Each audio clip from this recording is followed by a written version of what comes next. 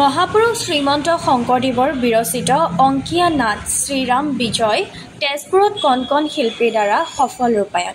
অসম সত্ৰ মহাসভাৰ অন্তৰ্গত কৰুণাময়ী নৃত্য নিকেতনৰ উদ্যোগত অনুষ্ঠিত হোৱা 10 দিনীয়া গ্ৰীষ্মকালীন কৰ্মশালাৰ অন্তত যোৱাকালি নিশা তেজপুৰৰ ডিপুতা কেন্দ্ৰীয় নাট্য মন্দিৰত গুৰুজনাৰ মহান সৃষ্টি শ্ৰীৰাম বিজয় নাটকখন সফল মঞ্চস্থ কৰা হয়।